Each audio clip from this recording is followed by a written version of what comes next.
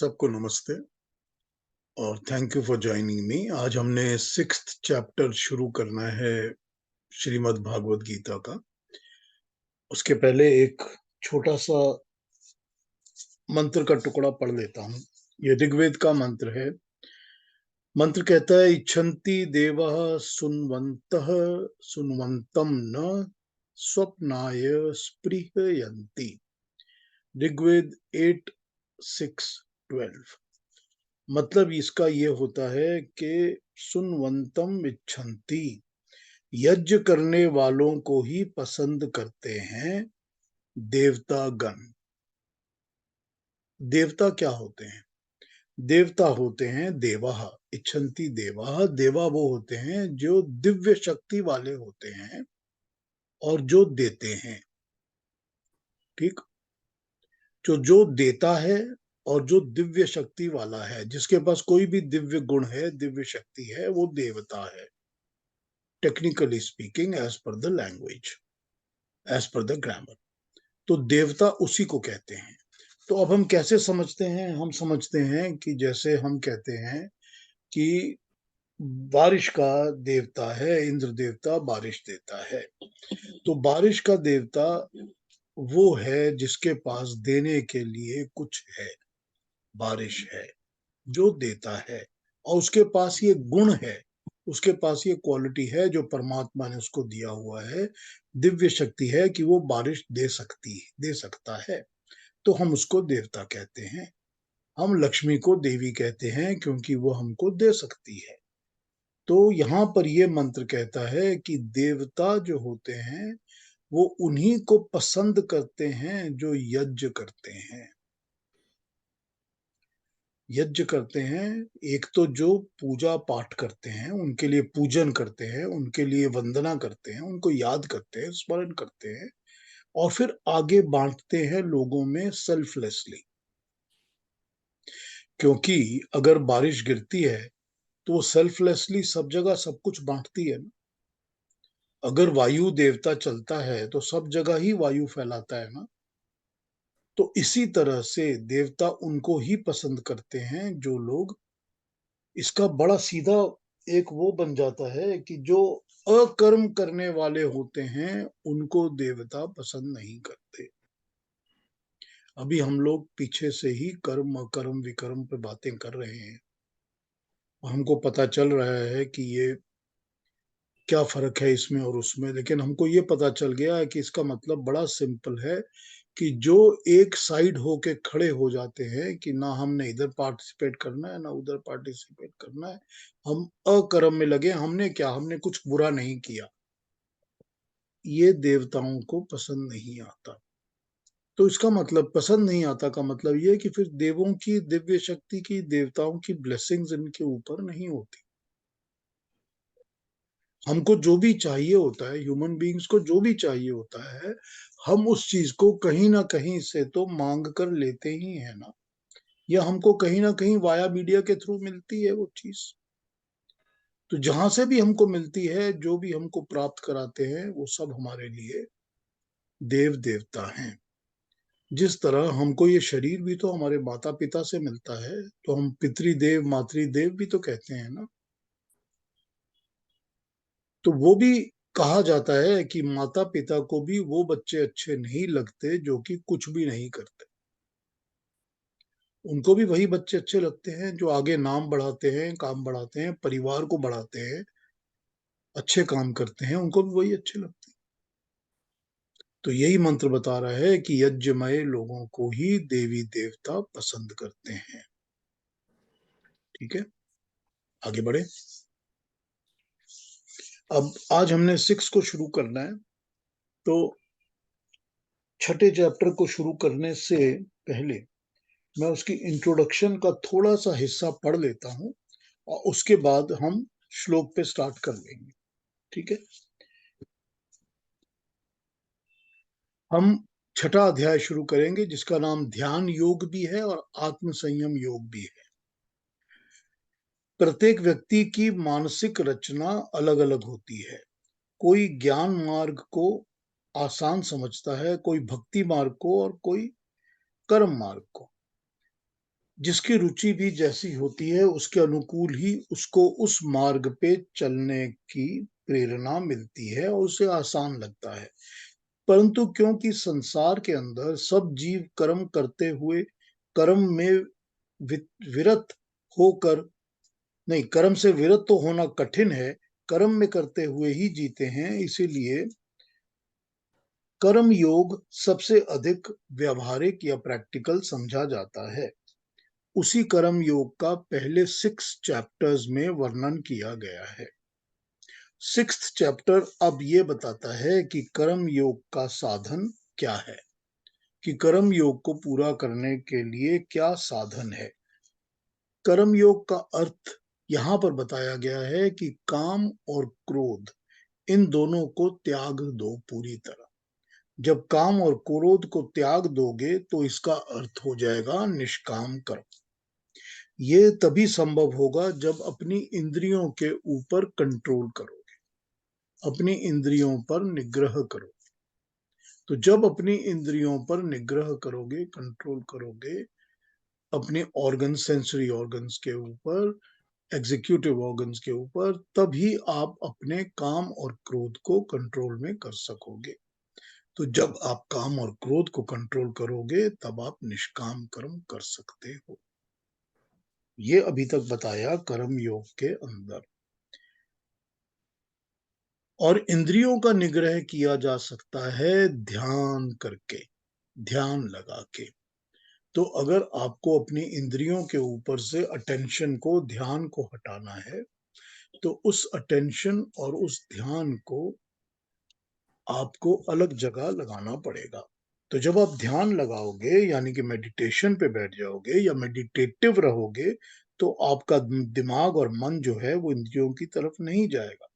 तो ध्यान को कैसे किया जाए, इसका क्या उपाय है, इसी ध्यान का वर्णन 6th चैप्टर में, इस चैप्टर में किया गया है। इसी कारण इस चैप्टर का टाइटल ध्यान योग या आत्म संयम योग रखा गया है। ये योग 3 योगों के अतिरिक्त कोई अलग चीज नहीं है।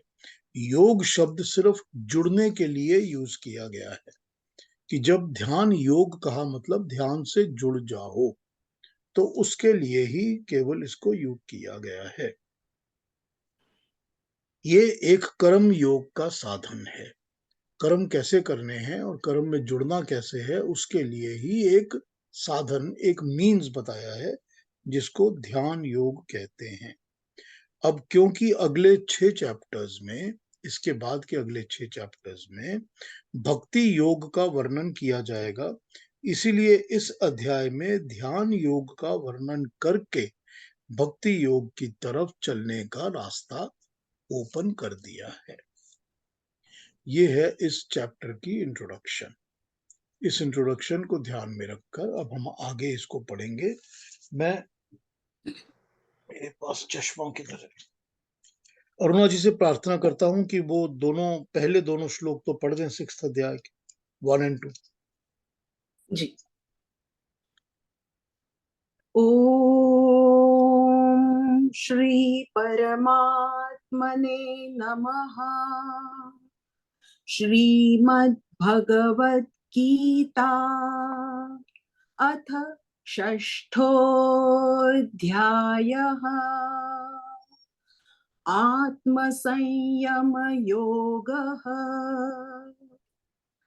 श्री भगवानुवाच अनाश्रितः कर्मफलं कार्यं कर्म करोति यः स सन्न्यासी च योगी च न निरग्निर्न चक्रियः। यं सन्न्यासमिति प्राहुर्योगन्तं विद्धि पाण्डव। नैयसन्न्यस्तसङ्कल्पो योगी भवति कश्चन। Thank you very much Aruna ji, बहुत बहुत अच्छा, बहुत ही अच्छा। पहला श्लोक हमको ये कहता है अनाश्रित, जिसका कोई आश्रय नहीं होता, सहारा नहीं होता। कर्म फलम कर्मयम कार्यम करने योग्य कर्म को करोति करता है जो वह सन्यासी है और योगी है। निरग्नि अग्निहोत्र न करने वाला और कर्म न करने वाला। आइए इसको समझते हैं क्या कह रहा है। जो व्यक्ति अपने कर्तव्य कर्म को करते हुए कर्म फल पर आश्रित नहीं रहता, अपना कर्तव्य तो करता है लेकिन कर्म फल के ऊपर डिपेंडेंट आश्रित नहीं रहता, कर्म फल मिलेगा इस आशा से कर्म नहीं करता, लेकिन ये उसका कर्तव्य है ये समझ कर करता है, वो सन्यासी भी है और योगी भी है। ये समझगा कि जिसने अग्निहोत्र आदि कर्मों को छोड़ दिया हो और जिसने सब कर्म छोड़ दिए हों, वो निठल्ला अकेला बैठ गया हो, वो सन्यासी और योगी है। ये गलत बात, गलत धारणा है। हे पांडव, जिसे ज्ञान योग कहते हैं उसी को कर्म योग समझो। जैसे सन्यासी सब संकल्पों को, फल की आशाओं को, कर्म का त्याग करके छोड़ देता है, कोई भी कर्म योगी जब तक संकल्प का, फल की आशा का त्याग नहीं करता, तब तक वह कर्म योगी नहीं होता। आइए इनके दूसरे इंटरप्रिटेशंस को देखते हैं फिर।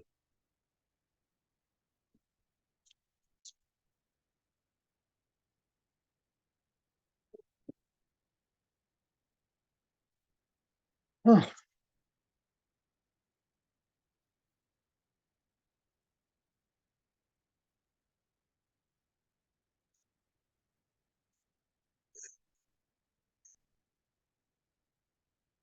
Bhagwan says, he who does his duty without expecting the fruit of actions is a sannyasi and a yogi.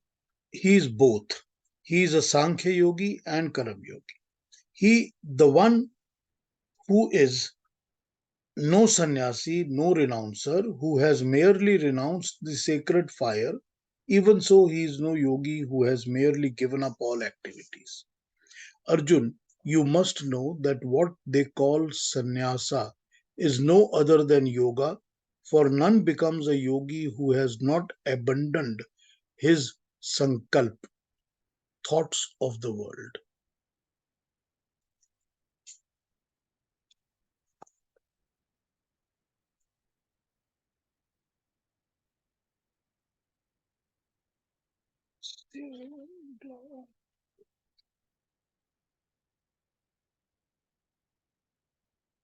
कर्म योग के तीन भाग हैं, शुभ कर्मों को करना, अशुभ कर्मों को ना करना और कर्म योग की पहली, ये कर्मयोग की पहली सीढ़ी है कि शुभ कर्मों को करना और अशुभ कर्मों को ना करना। फिर वे शुभ कर्म दो प्रकार के हैं, सकाम कर्म और निष्काम कर्म। शुभ कर्म दो प्रकार के हैं, शुभ कर्मों को करना है, अशुभ कर्मों को नहीं करना। लेकिन शुभ कर्म भी दो प्रकार के हैं, एक सकाम कर्म, दूसरा निष्काम कर्म। निष्काम शुभ कर्म ये पूरा कर्म कांड है। अग्नि का अर्थ है लोक कल्याण के लिए कार्य करने का व्रत। उस व्रत को फल कामना से निभाना सकाम कर्म कांड है और निष्काम भावना से करना संन्यास युक्त योग है। इसीलिए कहा है कि कर्म फल के आश्रय न रहकर जो करणीय कर्म करता है वह सन्यासी भी है और योगी भी है। एक मनुष्य ने शुभ व्रत धारण किया तो वह अग्नि युक्त है, परंतु यदि कोई रात दिन व्रत का स्मरण ही करता है, अग्निहोत्र आदि नाटकों में लगा हुआ रहता है, उन उपदेशों पर आचरण तो कुछ नहीं करता, वह क्रिया वियुक्त है। फिर वह अग्नि भी निष्काम हो तथा क्रिया भी साथ हो, तब वह सन्यासी भी है और योगी भी। अग्निहोत्र तथा क्रियाहीन सन्यास न क्रियाहीन मनुष्य, अग्निहीन और क्रियाहीन मनुष्य ना सन्यासी है न योगी है। ध्यान देने बात यह है कि सबसे पहले कार्य कार्य विवेक आवश्यक है कि कार्य क्या करना है और अकार्य क्या है। इसीलिए कर्म के साथ कार्यम ये विशेषण लगाया गया है। सकाम और निष्काम कर्म का प्रश्न उसके पश्चात उपस्थित होता है। मतलब यह है कि अकार्य कर्म कभी नहीं करना। जो अकार्य है, जो करने योग्य नहीं है, वो तो कभी भी नहीं करना। कार्य कर्म सकाम होकर भी करना हो और कार्य कर्म निष्काम होकर भी करना हो, लेकिन कार्य तो करना ही पड़ेगा। उसके बाद पहले कार्य का सिलेक्शन करना है और उसके बाद ये सोचना है कि कौन सा कर्म निष्काम हो सकता है। हे पांडव, जिसे सन्यास ऐसा कहते हैं, उसे ही तुम योग जानो, क्योंकि योगी का अर्थ है निरुद्ध चित्त वृत्ति, और चित्त वृत्ति निरोध तब तक संभव नहीं है जब तक विक्षेप आदि के मूल फल की कामना को प्रभु अर्पण करके फल प्राप्ति की व्याकुलता को नष्ट न कर दिया जाए। इन्होंने उसको बड़ी स्ट्रेट फॉरवर्ड ले लिया है, अलग तरीके से, जो ये कहते हैं कि जब चित्त वृत्ति निरोध करनी है तो उसी को तो भगवान कृष्ण कह रहे हैं कि अपनी इंद्रियों पर निग्रह रखो।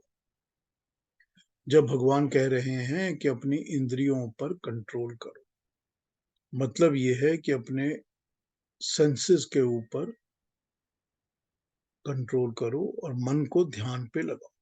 तो जब भगवान कृष्ण इस बात को कहेंगे तो उसका एक ही मतलब हो जाएगा कि चित्त वृत्ति निरोध, कि अपने चित्त की वृत्तियों को जहां पर वो भागती रहती हैं इधर उधर, उनको कंट्रोल करो, उनको कंट्रोल में रखो, उनको निरोध, तभी तुम ध्यान लगा सकोगे। तो जो चित्तवृत्ति निरोध में लग जाएगा वही तो योगी होगा। ये तो योग की पहली सीढ़ी है कि चित्तवृत्ति निरोध करना ही पड़ेगा। आइए और भी देख लेते हैं, फिर इस पे और बात करते हैं।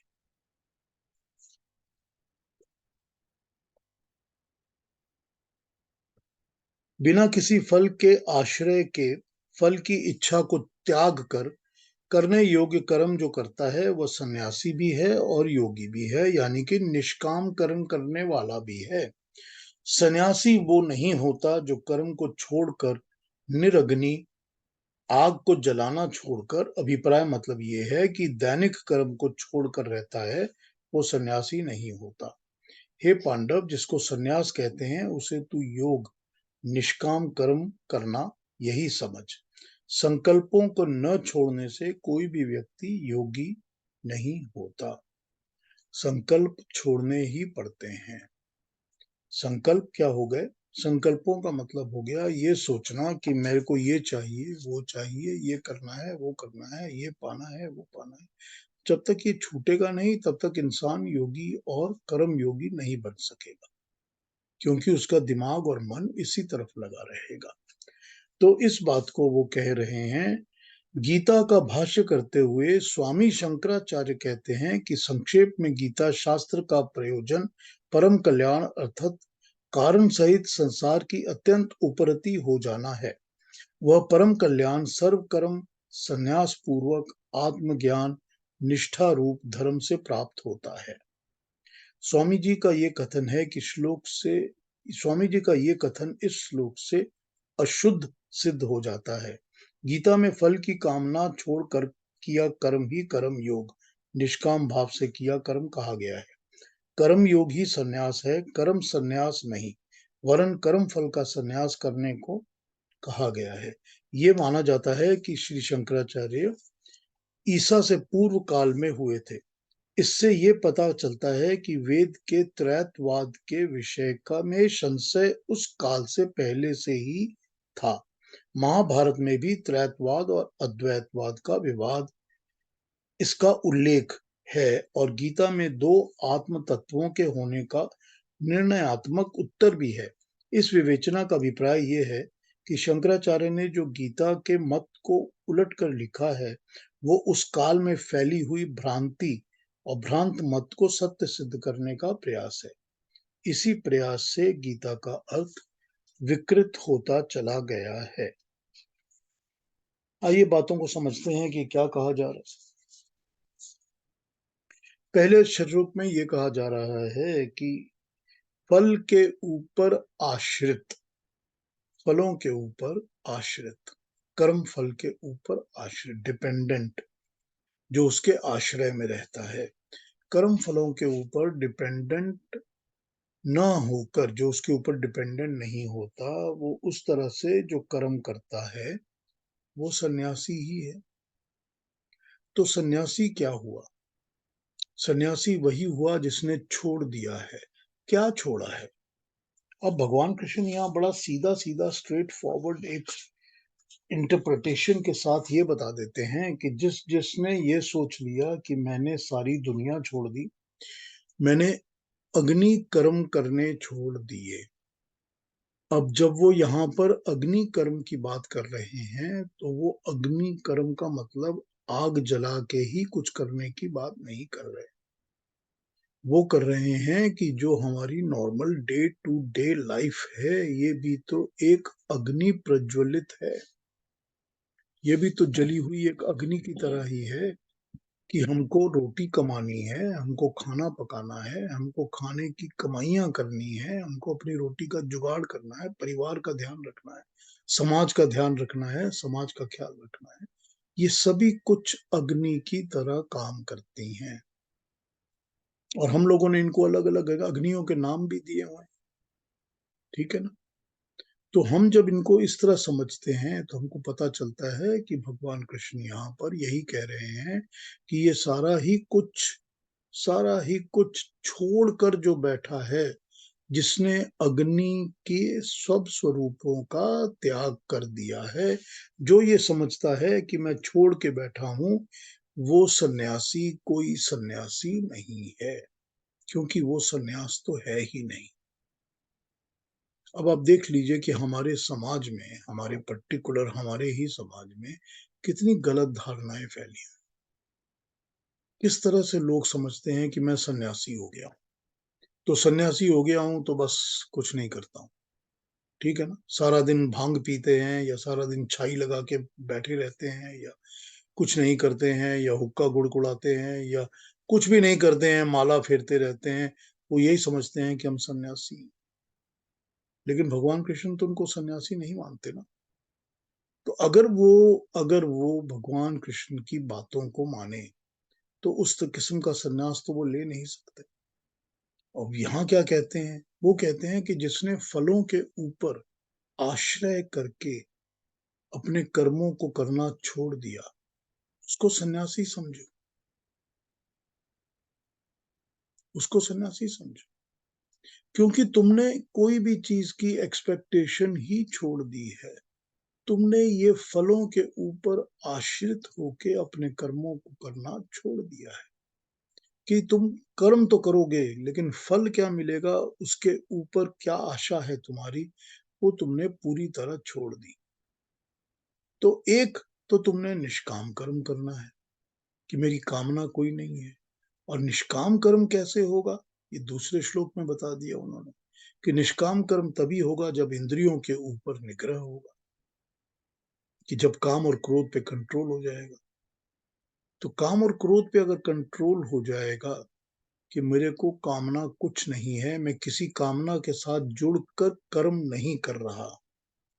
अपनी पर्सनल कामना के साथ जुड़कर मैं कर्म नहीं कर रहा। तो जब वो पर्सनल कामना खत्म हो जाएगी और वो कामनाएँ नहीं रहेंगी पर मैं अपना कर्म करूँगा, उस वक़्त मुझे कामनाओं के पूरा ना होने पर क्रोध नहीं आएगा। तो काम भी छूट जाएगा, क्रोध भी छूट जाएगा। जब काम और क्रोध छूटेगा तो मैं निष्काम कर्म करूँगा और जब मैं निष्काम कर्म करूँगा तो ये तभी संभव होगा जब मैं अपनी इंद्रियों पर निग्रह करूँगा। क्योंकि कामनाएँ जागती कहाँ से हैं? कामनाएँ तो सारी इंद्रियों से ही जागती हैं। कामनाएँ तो सब इंद्रियों से जागती हैं। कुछ देखने की कामना, कुछ चखने की कामना, कोई सुनने की कामना, किसी को गले लगाने की कामना, कामनाएँ तो इंद्रियों से जागती हैं ना। कुछ पाने की कामना, कोई और एक्स्ट्रा धन लेने की कामना, बहुत बड़ी-बड़ी प्रॉपर्टीज़ लेने की कामना, सारी कामनाएँ किसी के साथ लड़ना, किसी के साथ झगड़ना, कहीं जाके कुछ और, बहुत सुंदर-सुंदर दृश्यों को देखने की कामना, कामनाएँ तो सब इंद्रियों से जागती हैं। सभी कामनाएं इंद्रियों से ही जागती हैं। तो जब इंद्रियों पर निग्रह होगा, इंद्रियों पर कंट्रोल होगा, तब कामनाओं पर कंट्रोल होगा। ठीक, बड़ी प्रैक्टिकल सिंपल बात है जो हम लोग सबको अपनी जिंदगी में पता है कि ये मत करो, ये करोगे तो भटक जाओगे, तो गलत रास्ते पे चलोगे। क्यों? क्योंकि कामनाएं जो हैं, इंद्रियां जो हैं, वो डिमांड करती ही रहती हैं। जिस भी सेंसरी इंद्री को, ऑर्गन को आप एक चीज फीड करते हो तो उसको उसकी भूख और ज्यादा बढ़ती है, उसको और चाहिए। और देते हो तो और चाहिए, और दोगे तो उसके बाद भी और चाहिए। जब ये और की भूख नहीं मिटती, तब ये और की भूख से क्या होता है कि कामनाएं जो हैं वो अनलिमिटेड हो जाती हैं। और जब कामनाएं अनलिमिटेड हो जाती हैं तो अपनी इंद्रियों के ऊपर कंट्रोल तो रहता ही नहीं। तो हर एक चीज के ऊपर जब तक हम अपने ऊपर कंट्रोल नहीं रखते, जब तक हम अपनी इंद्रियों पर कंट्रोल नहीं रखते, तब तक कामनाओं पर कंट्रोल करना पॉसिबल नहीं है। कामनाओं पर कंट्रोल करेंगे तो इंद्रियों पर कंट्रोल होगा, या इंद्रियों पे कंट्रोल करेंगे तो कामनाओं पे कंट्रोल होगा। और जब कामनाओं और इंद्रियों पे कंट्रोल होगा तो अपने आप क्रोध नहीं होगा और कर्म निष्काम होने लगेंगे। जब कर्म निष्काम होने लगेंगे तो निष्काम कर्म में फल क्या मिलेगा? It makes no difference, it does not matter. क्योंकि फल ये हो या वो हो, क्योंकि मेरी कामना ही कोई नहीं। मैं जो कर्म कर रहा हूं उसकी मेरी कोई कामना ही नहीं है। जब मेरी कोई कामना ही नहीं है तो क्या फर्क पड़ता है? फल तो भगवान ने देना है, ईश्वर ने देना है, जैसा देंगे वो स्वीकार्य है, अच्छा है। तो जब कामना ही नहीं है, और जब क्रोध ही नहीं है, और जब फल के लिए कोई आकांक्षा, इच्छा, आश्रित नहीं हूं फल के, इसी को कहा कि तब क्या छूटा? किस चीज से सन्यास हो गया? हर एक चीज से सन्यास हो गया। फल की इच्छा से सन्यास हो गया, कामनाओं से सन्यास हो गया, क्रोध से सन्यास हो गया, इंद्रियों के भटकने से सन्यास हो गया। इसी को सन्यासी समझो, इसी को कर्मयोगी समझो। तो ये पहले 2 श्लोकों में इस कॉन्सेप्ट को समझाया है भगवान कृष्ण। ठीक है, अगले 2 श्लोकों पे आ जाएं, 3 और 4 पर। या इस पर कोई पूछना हो, कुछ कहना है इसके ऊपर तो पूछ लीजिए, मैं बात कर लेता हूं, नहीं तो फिर 3 और 4 पे आ जाते हैं।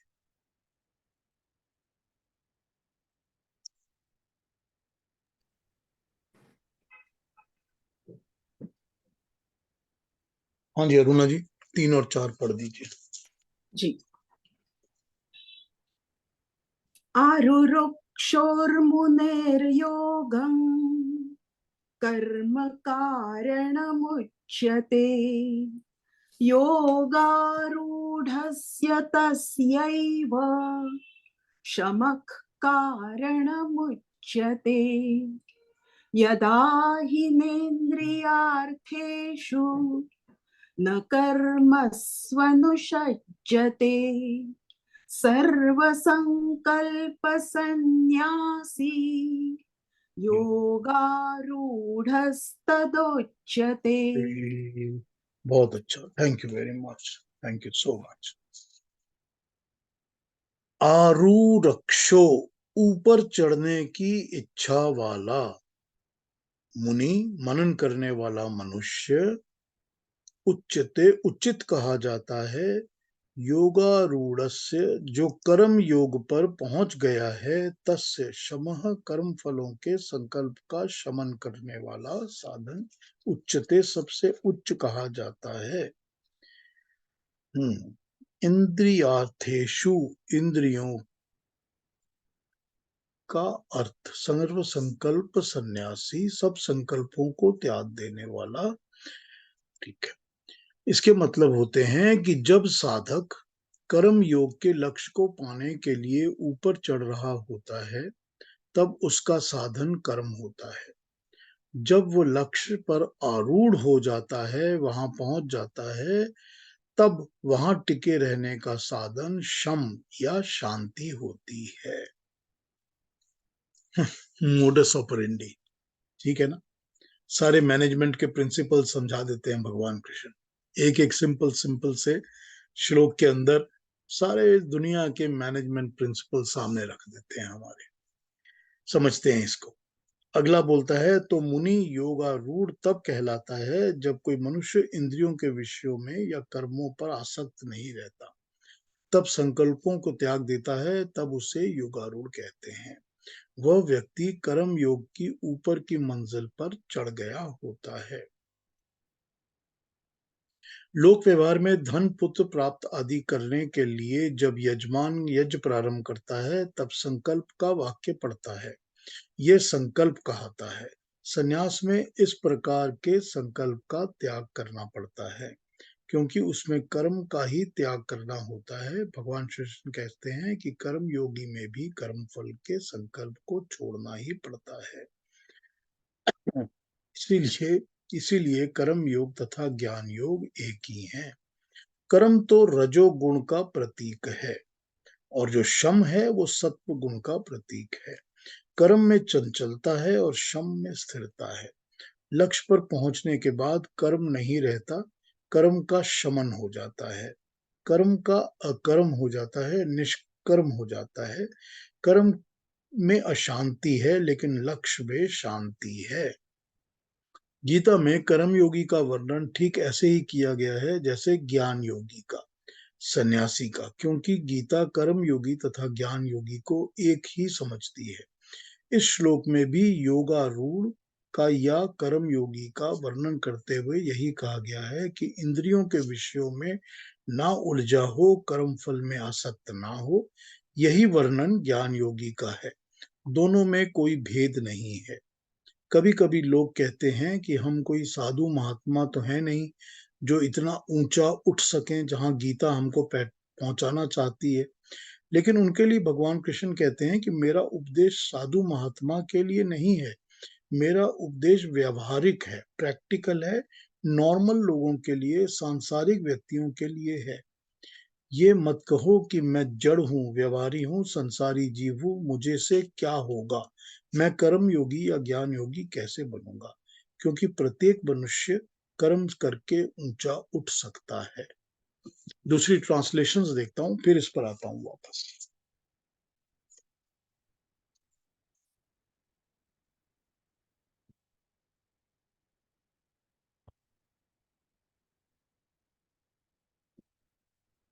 To the contemplative soul who desires to attain Karam Yoga, selfless action is said to be the means for the same man.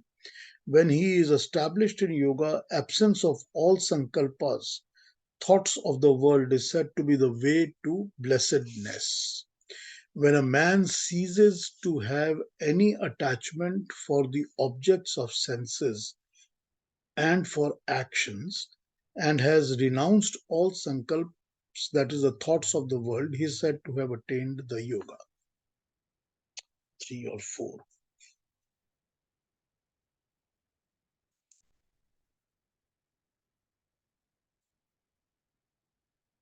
हे अर्जुन, संन्यास की असली परीक्षा फल प्राप्ति पर होती है।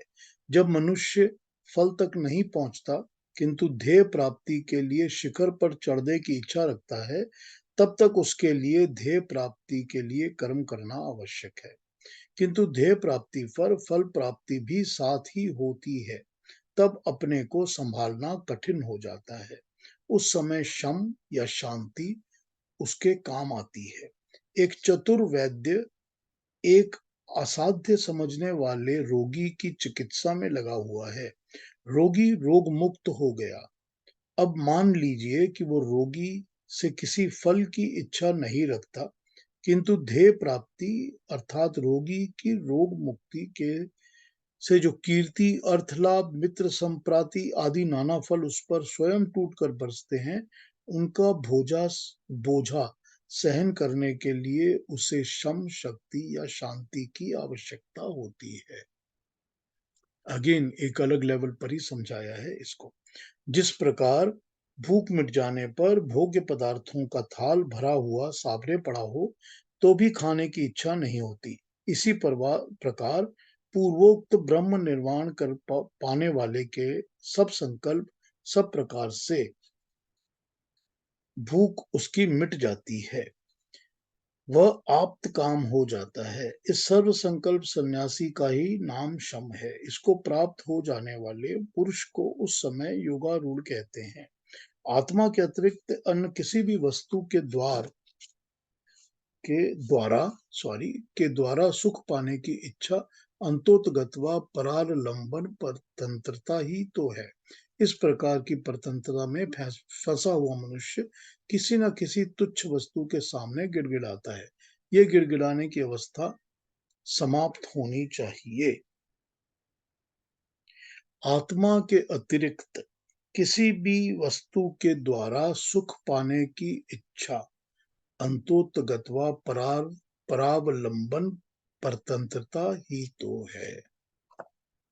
अपनी आत्मा के अलावा, अपनी ही आत्मा के अलावा और किसी भी वस्तु के द्वारा, किसी भी और चीज के द्वारा जो सुख पाने की इच्छा है, खुशी की इच्छा है, वो इच्छा उसके ऊपर डिपेंडेंसी क्रिएट करती है।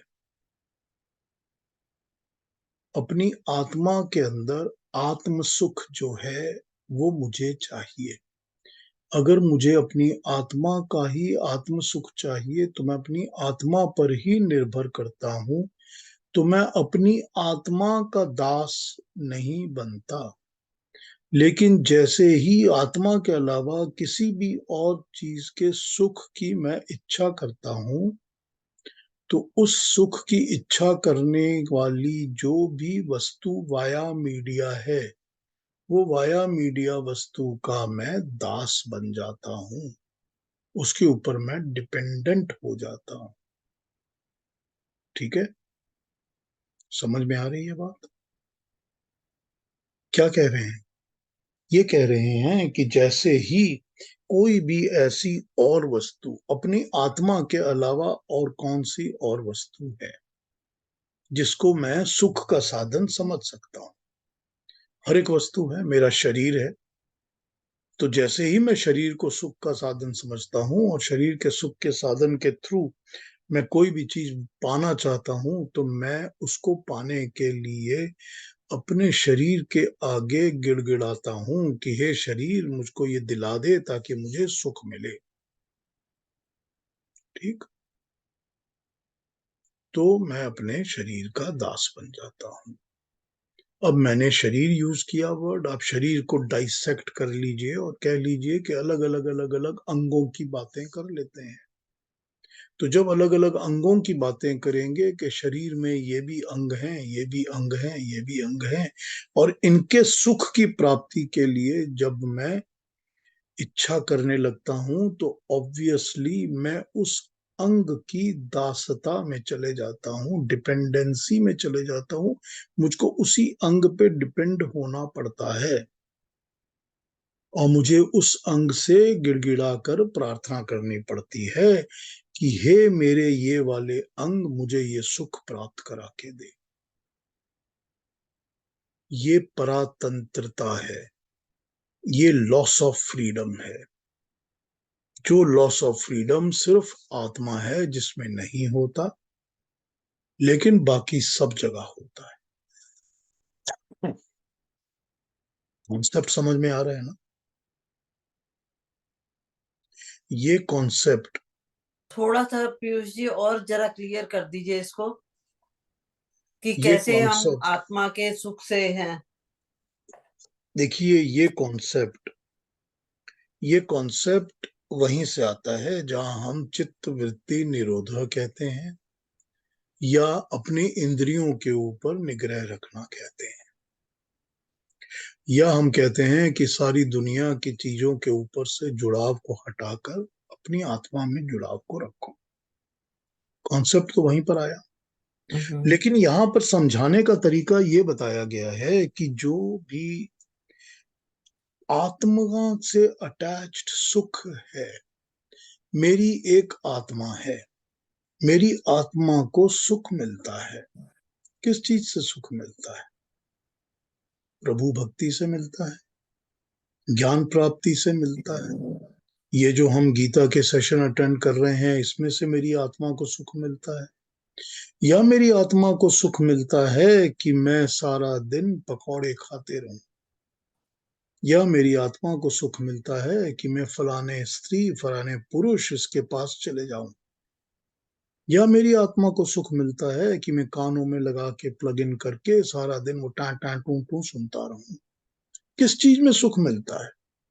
अब अगर आप उस सुख की 1 मिनट के लिए कल्पना करेंगे तो आपको पता चल जाएगा उस सुख की डिपेंडेंसी उस पर्टिकुलर शरीर के अंग से ही जुड़ी हुई है। कि अगर मेरे को कानों में लगा के म्यूजिक को ही एंजॉय करना है, तो जब तक मेरे पास कान है और कानों में सुनने की ताकत है, तब तक ही मैं उस सुख को प्राप्त कर सकता हूं, वरना मुझे वो सुख नहीं मिलेगा। तो मैं उस सुख को पाने के लिए कानों के सामने हाथ जोड़ के खड़ा रहता हूं कि हे कान, मेरे सुनने की शक्ति को खराब मत करना, कानों को लगे रहने दो, सुनने दो, दर्द मत करना, पेन मत करना, बीच में स्टॉप मत करना, करने दो काम। अब मेरी डिपेंडेंसी उस कानों के ऊपर हो जाती है फॉर इंजॉइंग दैट पर्टिकुलर सुख। उस सुख को एंजॉय करने के लिए मुझको कानों पे डिपेंड करना पड़ेगा। तो जितनी भी चीजें हैं, जिस भी सुख को मुझको पाना है, सिवाय आत्मा के, हर सुख को पाने के लिए मुझको किसी ना किसी एक्सटर्नल चीज की डिपेंडेंसी करनी पड़ती है। और जब मैं उस एक्सटर्नल चीज की डिपेंडेंसी करता हूं, तो मैं अपनी इंडिपेंडेंस खो देता हूं, तो मैं अपनी फ्रीडम को खो देता हूं, क्योंकि मुझको डिपेंडेंट होकर ही वो सुख मिलना है। और मुझको वो सुख की प्राप्ति इतनी ज्यादा जरूरत लगती है, इतनी ज्यादा होती है शरीर में, कि मैं उसी के पीछे भागता हूं। तो मुझे लगता है कि मुझको तो यही चाहिए। और फिर क्या होता है कि मैं कॉम्प्रोमाइज करता जाता हूं, यानी कि मैं अपने आप की फ्रीडम को कॉम्प्रोमाइज करता जाता हूं। केवल आत्म सुख में ये चीज नहीं होती, बाकी हर एक चीज में, क्योंकि आत्मा के अलावा बाकी हर चीज प्रकृति से बोरोड है। क्योंकि आत्मा से अलावा हर चीज प्रकृति से बोरोड है, तो हर चीज के अंदर जब हम सुख ढूंढेंगे और उससे जुड़ेंगे, तो हमारी डिपेंडेंसी उन चीजों से, प्राकृतिक चीजों से होती जाएगी। हम जितना इन प्राकृतिक चीजों में फंसते जाएंगे, उतना ही हम उस ब्रह्म चक्र के अंदर फंसते जाएंगे, जो हमको घुमा घुमा के इसी सृष्टि में बार बार जन्म देता रहेगा। समझ आ रहा है ना कॉन्सेप्ट? जी, क्लियर है आप। क्लियर हुआ? हम्म। अब इसके बाकी थैंक बाकी पॉइंट्स पे बात कर लेते हैं। बाकी पॉइंट्स ये क्या बता रहे हैं? ये बता रहे हैं कि संकल्प का त्याग क्या होता है। अब उन्होंने दो श्लोकों में संकल्प और संकल्प के त्याग की बात कर ली। अब ये संकल्प के त्याग की बात क्या कर रहे हैं? ये कह रहे हैं कि वो वाले संकल्प जो तुमने मन में सोचे हैं कि मुझको ये भी चाहिए और वो भी चाहिए और वो भी चाहिए, जितने भी ऐसे संकल्प हैं, ये संकल्प भी तो प्राकृतिक वस्तुओं के हैं ना। ये भी तो वही है कि मेरे को ये प्रॉपर्टी भी चाहिए, और भी पैसे चाहिए, और भी धन चाहिए, ये वाला पुरुष भी चाहिए, ये वाली औरत भी चाहिए।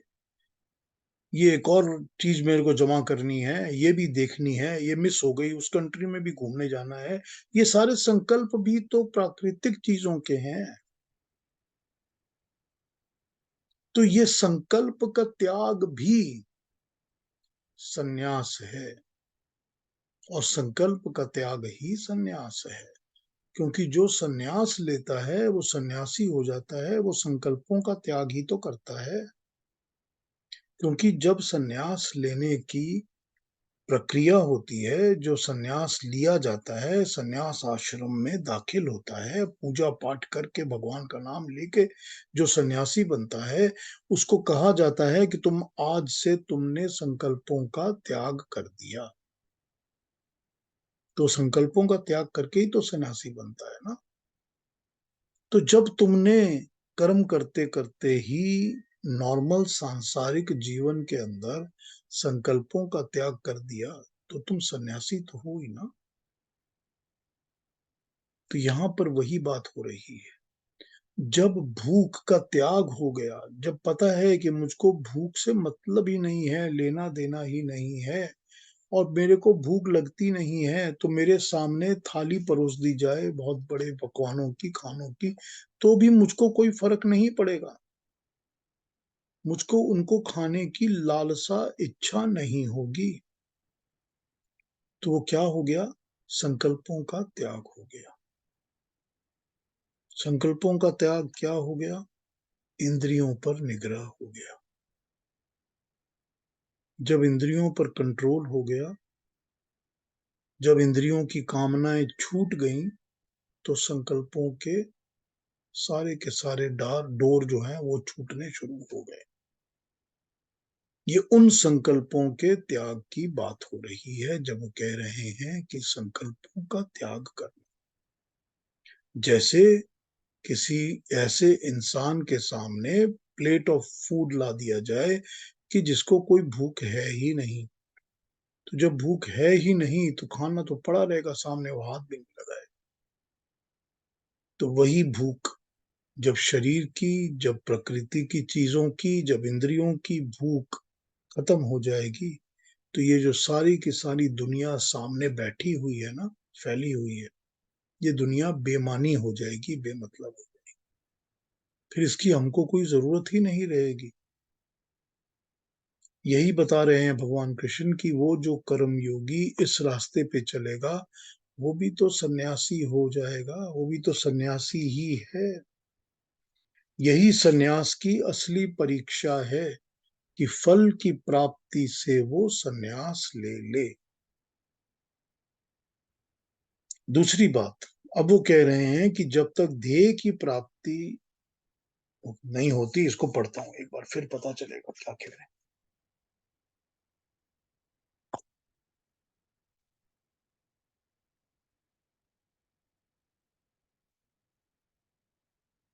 मननशील मुनि कर्म योग पर आरूढ़ होने की इच्छा वाले, निष्काम भाव से कर्म करने की इच्छा वाले के लिए कर्म को ही हेतु कहा जाता है। उस योग पर आचरण करने वाले, निष्काम भाव से कर्म करने वाले को शम, फल इच्छा का अभाव ही कारण बन जाता है। बड़ा अच्छा एग्जाम्पल यूज किया था अभी इन्होंने रोगी और वैद्य का, कि अगर वो डॉक्टर है जो कि रोगी की चिकित्सा कर रहा है, जो उसकी इलाज कर रहा है, तो उसकी पूरी कंसंट्रेशन उस वक्त इलाज करने में है। उसका पूरा ध्यान लगा हुआ है कि मैं इसका इलाज कैसे करूं और इसको मैं ठीक कैसे करूं। सारा ध्यान उसी पे लगा हुआ है। तो जब ध्यान उस पे लगा हुआ है, तो जरूरी बात है कर्म करना उस वक्त, कारणीय कर्म उस वक्त यही करने योग्य कर्म है। पूरी कंसंट्रेशन के साथ, पूरे ध्यान के साथ, स्वधर्म का पालन करके वो कर्म कर रहा है। तो उस वक्त उसका ध्येय, उसका करने योग्य कर्म यही है, और वो यही कर रहा है। और यही करके वो अपनी सिद्धि, अपने आप को सिद्ध कर रहा है कि मैं अपना काम ठीक कर रहा हूं। तो ये हो गई कि जब तक तो कर्म चल रहा है, उसका एक ध्येय है। उसका एक लक्ष्य है, उसका एक एम है, एक पाने की चीज है कि कर्म इसलिए हो रहा है कि मुझको उस रोगी का इलाज करना है ताकि वो रोगी ठीक हो जाए। ये हो रहा है कर्म। लेकिन जैसे ही वो रोगी ठीक हो गया और अच्छा हो गया, तो वो कर्म का जो स्वरूप है वो चेंज हो गया। क्योंकि उस वक़्त तो वो पर्टिकुलर कर्म जो कि किया जा रहा था, वो कंप्लीट हो गया। उस कर्म को तो अब करना नहीं है और कुछ भी। वो कर्म कंप्लीट हो गया। लेकिन अब प्रॉब्लम ये होती है कि उसके बाद जो इसकी डेवलपमेंट है, वो शम में होती है, यानी कि शांति में होती है। और इस शम को भी हैंडल करना बहुत बड़ी रिस्पॉन्सिबिलिटी हो जाती है। तो अब एग्जाम्पल के लिए यूज किया कि वही रोगी जब ठीक हो गया और वो अच्छा हो गया, तो उस डॉक्टर को क्या मिला? उस डॉक्टर को बहुत फेम मिली, बहुत नाम मिला, बहुत तारीफ मिली, बहुत पैसे मिले, बहुत धन मिला। बहुत लोगों ने उसको कहा कि तुम महान हो, ऊंची पदवी मिल गई कि तुम अब और भी ज्यादा बड़े नाम के डॉक्टर हो गए हो, अब तुमको हमने हेड बना दिया। ये सारी चीजें जो उसको मिलती हैं ना, उस लक्ष्य को प्राप्त करके उनको हैंडल करने के लिए शम की आवश्यकता है। वरना वरना वो किया हुआ कर्म कर्म फल की इच्छा वाला बन जाएगा। और फिर वही बात है कि सारी चीजें ईगो के अंदर घुसनी शुरू हो जाएंगी। तो उस फल में से, कर्म में से जो अच्छा मिलने वाला होता है, वो अच्छी चीजों को हैंडल करने की हिम्मत ताकत लोगों में नहीं होती। अब जितने भी हम कर्म करते हैं, अच्छे कर्म करते हैं दुनिया में, हम सब करते हैं। और हम सबको पता है कि उन कर्मों की के कर्म फल तो होता ही है। और हमको ये भी पता है कि कर्म फल जब अच्छे मिलते हैं, तो उनकी एक बाढ़ लगनी शुरू हो जाती है कि one after the other, one after the other, recognition भी मिल रही है, पैसा भी मिल रहा है, तारीफ भी मिल रही है, होने लगता है। फिर क्या होता है? फिर उसको हैंडल नहीं कर सकते। जब उसको हैंडल नहीं कर सकते, तो क्या होता है? तो या तो पैसे का लालच बढ़ जाता है कि अब तो ये पैसा मिलने का एक सोर्स पता चल गया, अब तो ऐसे काम करोगे, अब इतने और मिलने शुरू हो जाए। या लालच बढ़ जाता है कि मेरा नाम होना चाहिए।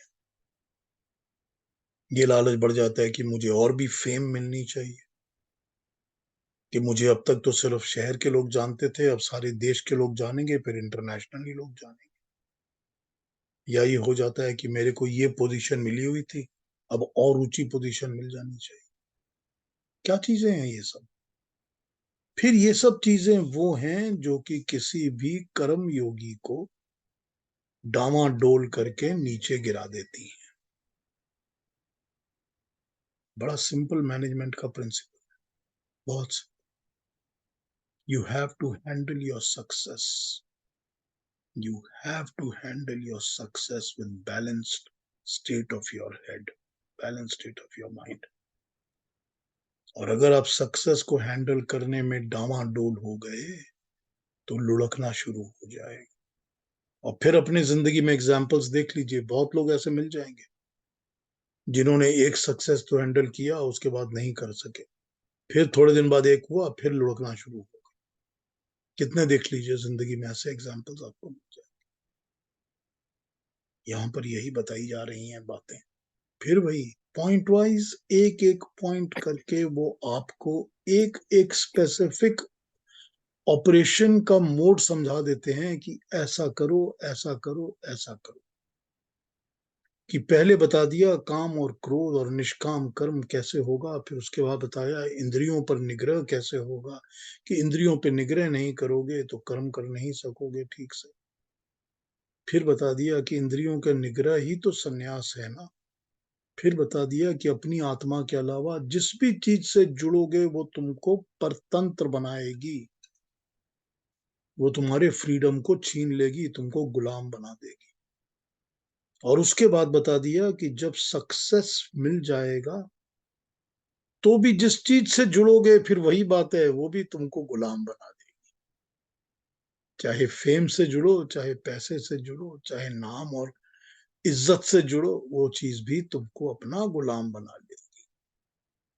फिर तुम्हारी वही स्वतंत्रता उसी पर हो जाएगी, इंडिपेंडेंस चली जाएगी। ठीक है। छोटी छोटी छोटी छोटी पॉइंट्स के साथ कैसे भगवान कृष्ण पॉइंट्स को समझाते हैं, और कितनी प्रैक्टिकल और सीधी बातें हैं। कौन सी चीज है जो कि हमको समझ में नहीं आएंगी, बिल्कुल प्रैक्टिकल बातें हैं जिंदगी की, एकदम लेसन्स हैं हमारी लाइफ के लिए। ओपन करता हूँ क्वेश्चन आंसर्स के लिए, आप लोग कुछ पूछना बोलना चाहें तो पूछ लीजिए। इसके ऊपर मेरे को और जो मेरे थॉट्स होंगे मैं अगले हफ्ते फिर कंटिन्यू करके उसमें भी एक्सप्रेस करूंगा। क्या बोलेंगे अब केतु जी? पीयूष जी, मैं ये जो संकल्प की बात है वो इंडिविजुअल लेवल में तो मैं अच्छी तरह से समझ गया, पर आपने कहा जैसे मैनेजमेंट प्रिंसिपल को अप्लाई कर सकते हैं, तो कॉर्पोरेट वर्ल्ड में संकल्प को किस तरह से अप्लाई कर सकते हैं? Because any corporate entity will not exist without specific goals which are set and specific responsibilities given, और सबसे खास करके एम्प्लॉइज को टारगेट्स दी जाती है। तो ये सब संकल्प की बात हो गई ना कॉर्पोरेट वर्ल्ड में। हर कॉरपोरेट का एक संकल्प होता है। राइट। ठीक है। Mission statement, mission statement right. कहते हैं ना, हर कॉरपोरेट का एक संकल्प होता है। तो आप कोई भी एम्प्लॉई जब उस कॉरपोरेट को ज्वाइन करता है तो वो उस संकल्प को पूरा करने की मनो इच्छा से ही ज्वाइन करता है, या एक्सपेक्ट होता है कि वो इसको फॉलो करके इसी तरह से पूरा काम करेगा। तो राइट। वो संकल्प उसका भी संकल्प बन जाता है, क्योंकि वो उसका कार्य क्षेत्र संकल्प है। लेकिन जहां पर यहाँ संकल्पों के त्याग करने की बात हुई है, वहां पर कोई सन्यासी जो है वो तो कॉरपोरेट में ज्वाइन करके कॉरपोरेट से सन्यास ले नहीं रहा, वो तो अपने जीवन से सन्यास ले रहा है, उसके साथ कंपेयर किया गया है। तो यहाँ राइट। जब संकल्पों के त्याग करने की बात कही गई है तो उसका मतलब है अपने पर्सनल संकल्पों का त्याग करना, अपनी पर्सनल इच्छाओं का, जो मैंने अपने लिए संकल्प किए हुए हैं, जो मैं कॉरपोरेट संकल्प के साथ काम कर रहा हूं। यहाँ पर कॉरपोरेट संकल्प ये है कि जो पांडव सेना है वो युद्ध जीतने के लिए आई हुई है। बिल्कुल। जो कौरव सेना है उसका भी संकल्प ये है कि हम भी युद्ध जीतने के लिए आए हुए हैं। तो बिल्कुल। अगर आप पांडव सेना के पार्ट एंड पार्सल हो तो आपका वही संकल्प है कि आप उसकी विजय की तरफ पूरी तरह से कंट्रीब्यूट करो। यहाँ पर यह संकल्प नहीं हो सकता कि वो जो सामने खड़ा हुआ एक सैनिक है मैंने उसी को मारना है क्योंकि पिछली बार मेरी उससे लड़ाई हुई थी।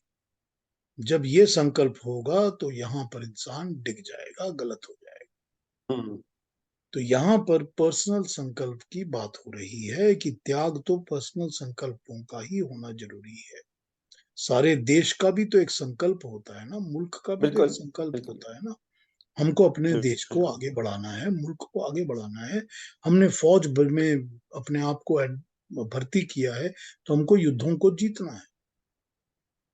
लेकिन पर्सनल बिल्कुल। संकल्पों का त्याग करना पड़ेगा। पर्सनल संकल्प वही है ना कि मेरे को और भी ज्यादा इसमें इज्जत मिले और पैसे मिले, मेरा नाम और बड़ा हो, मैं इंटरनेशनली फेमस हो जाऊं। ये सब पर्सनल संकल्प है। पर्सनल संकल्पों का त्याग करना ही सन्यास कहलाता है। ठीक है कर्मों का त्याग तो हो नहीं सकता, कर्मों ना। का त्याग हो नहीं सकता। और कर्म वो वाले जो कि मेरे को करने ही हैं। तो करणीय कर्म क्या है? सोशल फैब्रिक के लिए, समाज के लिए, लोगों के कल्याण के लिए तो कर्म करते रहना पड़ेगा। तो जब कर्म करता ही रहूंगा तो कर्मिक चीजें तो चलती रहेंगी, संकल्प तो पर्सनल ही हैं जो सैक्रिफाइस होंगे। ठीक। हाँ जी, बिल्कुल समझ गया, धन्यवाद, थैंक यू। कोई और बात, किसी ने और कुछ कहना है, पूछना है?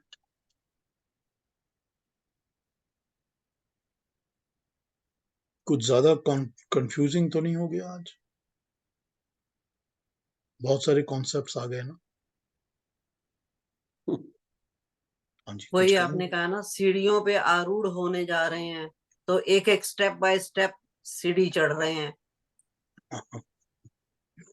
लेकिन वही होता है कि वो स्टेप बहुत मुश्किल और ऊंचा नहीं होना चाहिए बहुत, ताकि लुढ़क नहीं बस जाए, बस यही वही बात होती है। समझ आ जानी चाहिए। बात यही जरूरी है कि समझ जरूर आ जाए, बस ये बहुत जब जरूरी दूसरी बार आपने समझाया, जब प्रभाजीत ने पूछा, तब एकदम ठीक से समझ में आ गया। मेरे को तब भी तक थोड़ा दिमाग में थोड़ा सा कंफ्यूजन पहले हो रहा था, कंफ्यूजन हो रहा था। ठीक है। हाँ जी, और कोई क्वेश्चन किसी का? श्वेता जी कुछ कहेंगी?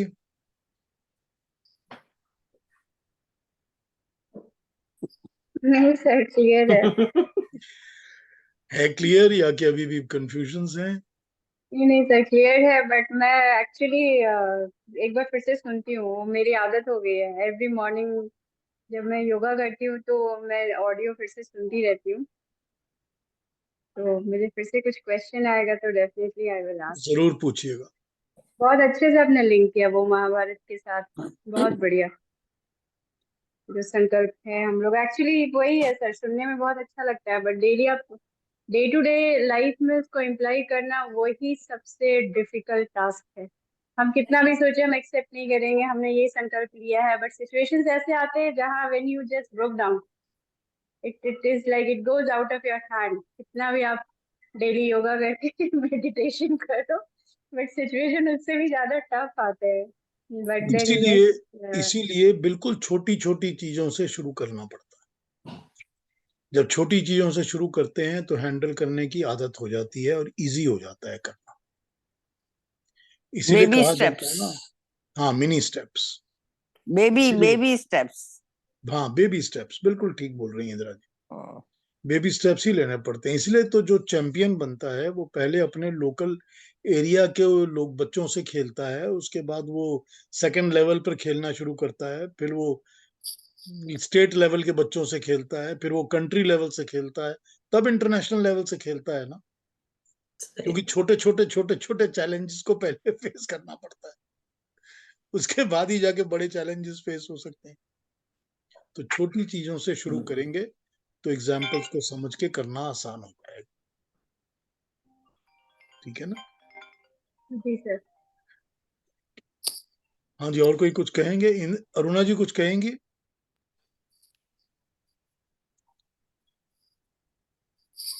हाँ राजेश्वरी। स्पेशली आपने जो डॉक्टर का उदाहरण दिया, हाँ वो हेलो। हाँ जी, यस, हाँ जी, अरुणा जी नो कहिए। नो, आई वाज कहिए। वो जो डॉक्टर का उदाहरण दिया, उसमें स्पेशली कितनी वो थिन लाइन होती है, और वो जब कब हम क्रॉस करते हैं वो ही पता नहीं चलता कि हम दूसरों के लिए एक अचीव करने के लिए काम करते हैं, लेकिन वो लाइन क्रॉस करके जब अचीव हो जाता है तब हमारी कैसी अप्रोच बदल जाता है, तब कॉन्शियस होना बहुत जरूरी होता है। यही तो है ना, वो क्रीप इन करता है, यस, वो पता ही नहीं चलता है कि कब क्रीप इन कर गई ये सारी चीजें हमारे अंदर। करेक्ट, और जैसे ही वो क्रीप इन करने लगती हैं हम उनकी गुलामी शुरू कर देते हैं। यस, यही बोल रहे हैं ना? देखिए करेक्ट, कितना कितनी कितनी साइंटिफिकली, सॉरी, साइकोलॉजिकली करेक्ट बात कही है ना? यस, यही होता है। बहुत हाँ अच्छा, जी, थैंक यू। हाँ जी, और कोई बात किसी ने कुछ कहना है? क्या कहेंगे केतु जी आप? नहीं नहीं, वो मेरा हाथ से ही उठ गया था, पर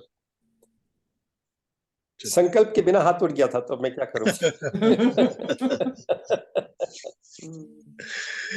चलिए ठीक है, फिर अगले हफ्ते मिलते हैं। अगले हफ्ते फिर बात करेंगे। फिर भी कोई डाउट्स और कंफ्यूजन्स दिमाग में आए हों तो या तो किसी पेपर पे नोट कर लिया करिए और मेरे से पूछ लिया करिए, मिस मत करा करो, नहीं तो फिर मैसेजेस मिस हो जाती हैं तो अच्छा नहीं लगता। ठीक है ना? चलिए, थैंक यू वेरी मच। चलिए नमस्कार। धन्यवाद, अगले वीक नमस्ते। मिलते हैं और थैंक यू वेरी मच सबको, प्रणाम सबको।